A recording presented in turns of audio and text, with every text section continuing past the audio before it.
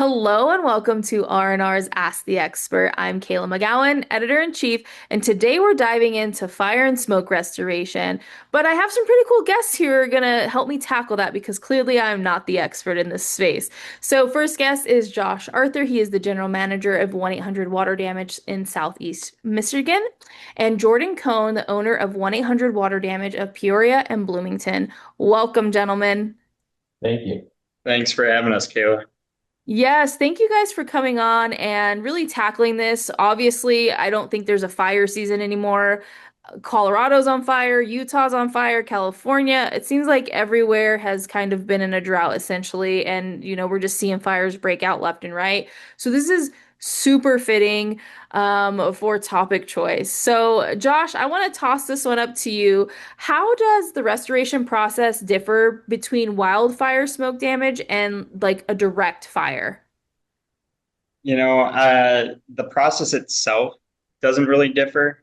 I think the challenge becomes with a wildfire when it's just smoke, it's determining the extent of what's damaged, right? And so that's maybe more of a cleaning job versus like when you're dealing with an actual fire, there's a lot more demolition and actual property damage. When that's the case, oftentimes it's kind of easier to follow, hey, where did this go? There's a little more to see, right? Whereas wildfire, sometimes you're looking at it and it's not as obvious, right? And so it's being able to show the extent of that and justify why we need to do what we do. Yeah, no, I would definitely say well said. On the wildfire side of things, we're really probably seeing that soot, smoke, and ash effect opposed to like the burn patterns and, all of that crazy stuff that happens when it's in a confined space, right? Are differentiators, but I will definitely say to your point, the process of cleaning and things like that are very similar. And you still have to document as well, and there's conversations along the way. So I would definitely say I think with the way things are happening right now, people are probably questioning, like, am I affected when there's a wildfire, right? Because consumers really don't know. And I think for us as restorers, we need to really go and be proactive in our communities themselves and say, hey, we noticed that this fire happened. We'd like to see if you have any damage, or maybe you should be aware of what could happen because X, Y, and Z happened so close to your home, right? So I would just say that question was at the top because I think it's one of those big question marks, if you will, more so for the consumer. But we do have some consumers that do watch, so I think that was extremely helpful. So, Jordan, what are the biggest mistakes that homeowners make immediately after a fire? I think everybody's in a rush to start the process and they get into the panic mode. They've either lost some or everything they've owned. So it's understandable to be in a rush and to worry about, coverage and stuff like that. We always suggest slow down. It's going to be a long process.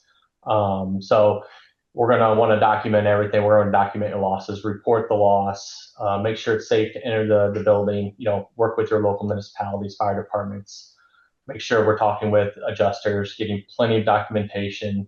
And then once you feel comfortable, then you're going to start working with your contractor. Hopefully you're going to use an IIC or certified restorator. That way, everything's being followed.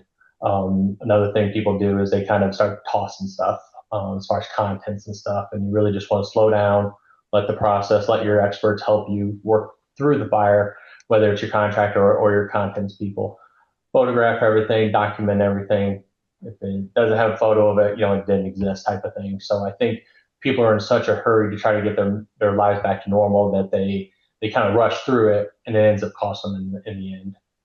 Yeah, no, really well said. I would definitely say they're like in a state of chaos, but also they're like, I just want things to be back to where they were before. Like, I want to be able to live in my home and there not be any damage. And so they're really reactive instead of proactive or, they have a strategy around things. They're just not there, right? And that's where we as professionals come in. And to your point, IICRC certified is a huge thing, right? You don't want just what we say, chuck in a truck coming to your home and really throwing out things that could have been, restored and also, telling you crazy things that don't make any sense and scaring the daylights out of somebody who's already very, very vulnerable. And so I think it's really important to in this aspect for the homeowner, they slow down, we speed things up, right? Because that's our job. We know the right processes and procedures.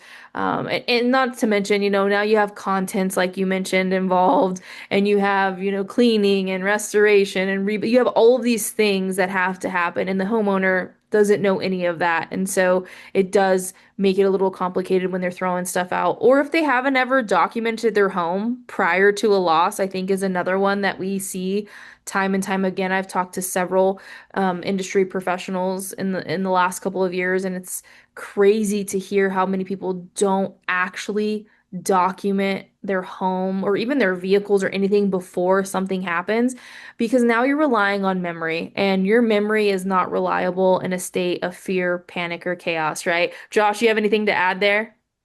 I mean, yeah, I mean, Jordan, I mean, both of you guys hit on, a lot, but it is like Jordan said, documentation is king in this industry. And that doesn't always mean just us, right? We're going to document, as much as we can, same as, when we bring in other partners, contents, electronic restorers, but nobody knows your home as well as you and what you have in there. And yeah, you want to get moving, but there's more materially interested parties involved, right? The insurance companies involved. It's not just you anymore. And so everybody needs to get on the same page. And yeah, at the end we want you put back whole, right? Pre-loss condition. And so to make that happen though, again, it's kind of that hurry up and wait, right? Which is our whole industry. We want to get going too, but we also want to make sure we're checking off and getting everybody on the same page, following the steps, and so that when we get to the end, they're whole, they're happy, and back with their lives. Yeah, I would definitely say it's one of those things, to your point, you said it best, hurry up and wait, right? We're like so eager to help. I feel like everybody in this industry is just so intrigued with helping people and getting them back to where they need to be, right? Like we find a sense of fulfillment, but also just a passion to help people in their time of need. And so it's a long game. But I think with us having the proper documentation and communication, we're able to streamline that and also speed up the process, right? To get them back to pre-loss condition, as you mentioned. So, Josh, this one's going back to you. Why can smoke and soot damage be just as serious as the structural damage that you see with the naked eye? Excuse me. So the smoke and soot, there's a couple different things. I mean, it can be hazardous, right? If you're inhaling it, and also sometimes that's not always visible, right? But there's the hazards, the odors, and at the end of all this, it doesn't do anyone good to put your whole house back together, and then you have this lingering odor, right? And so, it's really important. This is a family business. We started 16 years ago. I've been doing this 9. And 25 years ago, we had a fire in our own house and balloon construction, and the physical damage was minimal. It was a barbecue grill. They tell you don't put the grill up against the house. We learned that the hard way. And but we had balloon construction in a 1920s farmhouse, and the entire home needed to be gutted because of the smoke damage throughout the entire house. And that was way more extensive than, again, the physical damage from the fire. And so, one of the things we always have to do, I mean, oftentimes if you're in a home with a fire, I mean, you can see some of the soot webbing, right, in other rooms that are on the other side of the house, right? Indicators that the smoke traveled. Oftentimes we have to open up walls because, again, what if you do have that balloon construction in older homes?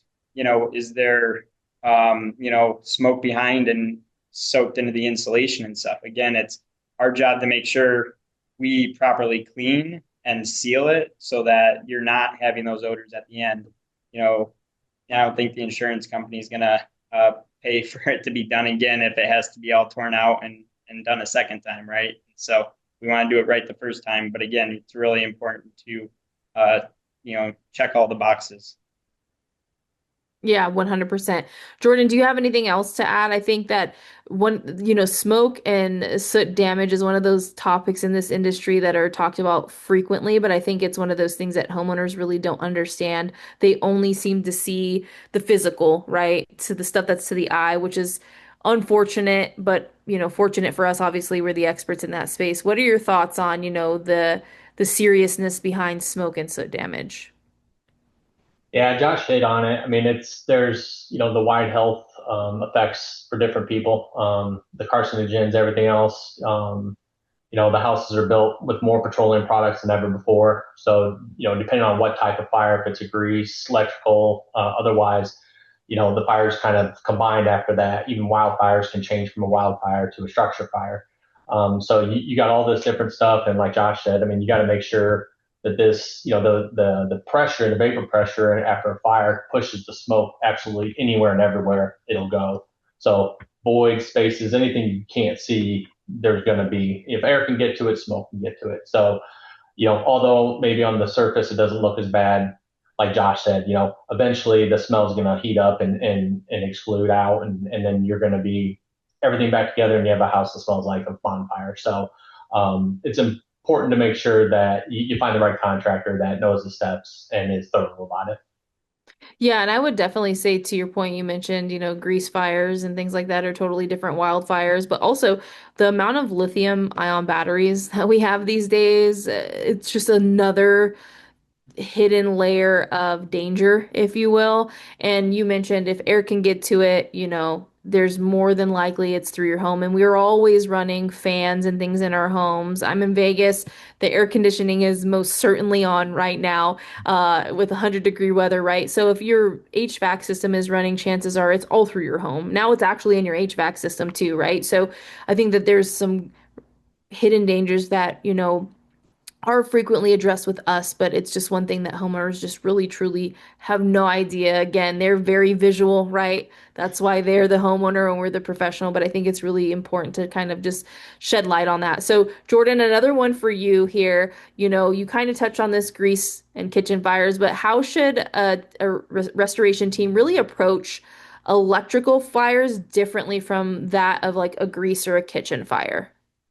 I mean, the process is basically the same, right? It's going to be top to bottom cleaning. The products we use for cleaning is going to be different. Typically in a grease fire, you're looking at a more degreasing. It's more of a moist soot. It'll smear. It's not so much a HEPA back and wipe clean like it would be for an electrical or structure fire.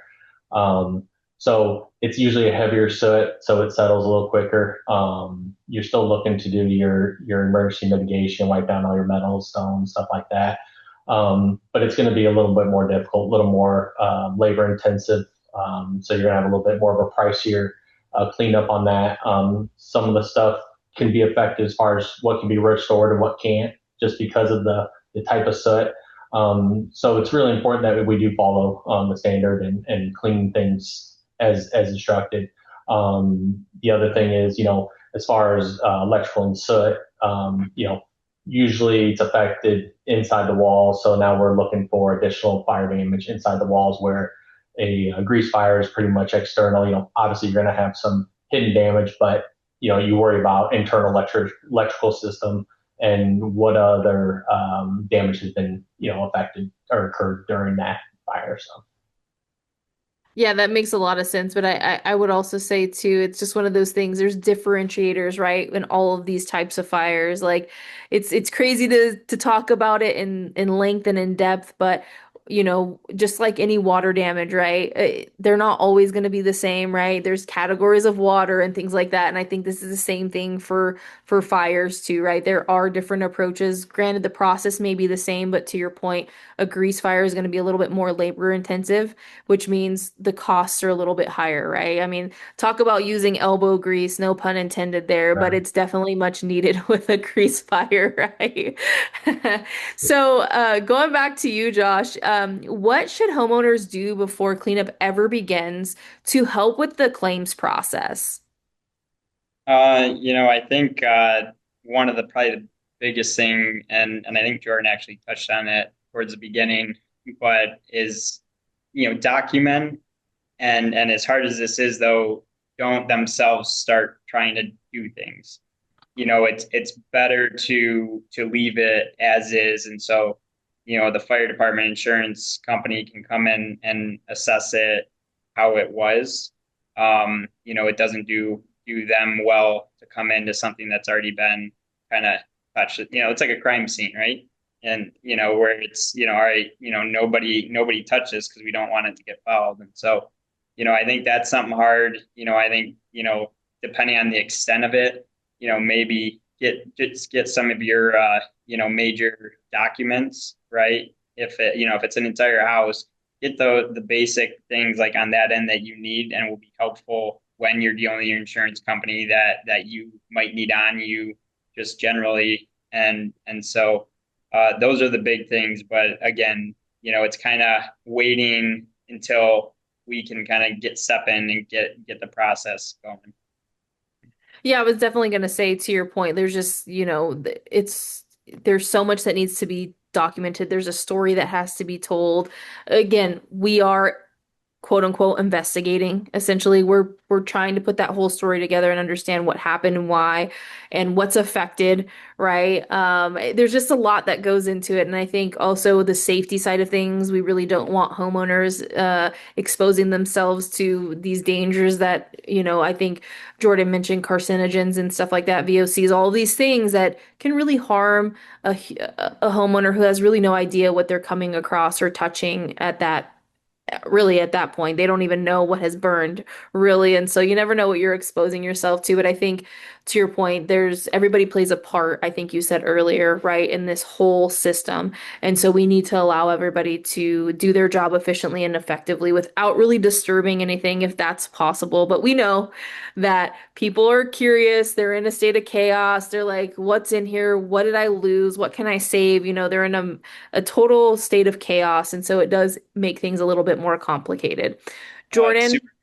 oh, go Yeah. ahead. Go ahead, Josh. I was gonna say, yeah, it is. It's super tough, right? They're overwhelmed, and it's and that's where we get to come in. And like you said, it's something really gratifying on our end, and we get to help them in their kind of worst moment, right? We see them at their worst, and get to help them through this process and everything, which is always great. But I mean, we've had homeowners in these situations where it's like, oh my God, you're like my therapist, and and yeah, I mean it's overwhelming, and we get it, and it's let us take that stress off you because this is what we do every day. hmm No, great point. I would definitely say there's an emotional side of this as well, which that one can be a little complicated, but since you guys do see it every day, it's easier to really have those conversations. And they're hard conversations, more so for the homeowner, right? Like for you, it's a little bit easier because you know what to say and how to say it. For them, it's could be the end of the world, right? Depending on what was in said area that was affected, right?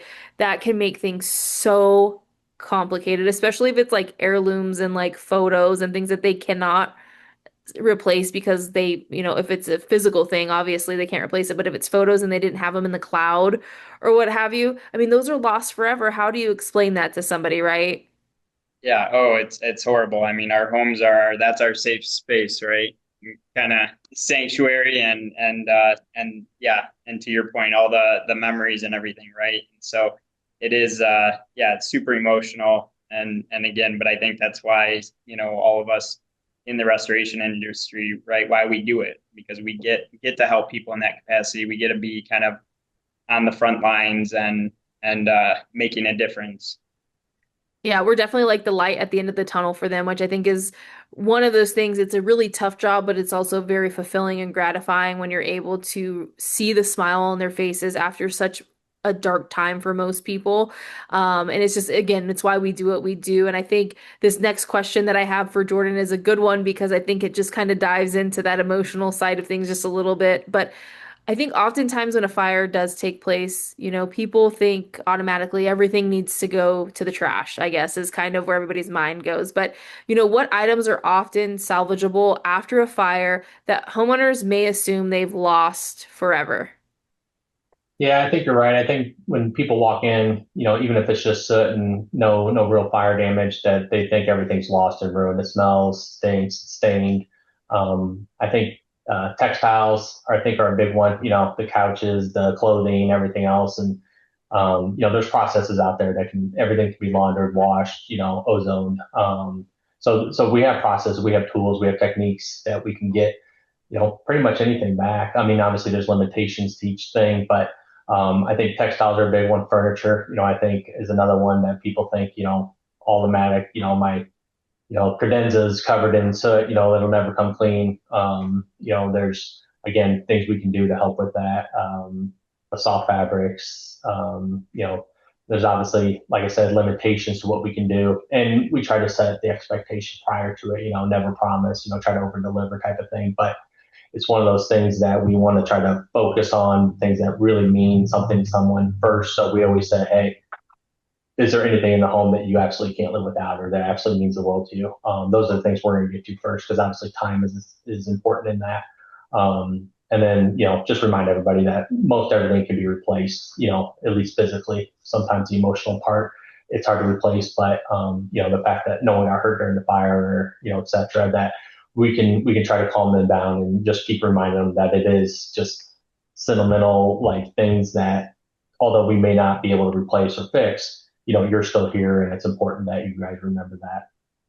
No, 100%. And I would definitely say, there's always a misconception because again, what you see to the naked eye looks disastrous, right? Like there's no way that this is fixable or I'll ever be able to salvage this or have this. And I think you said something that's so important.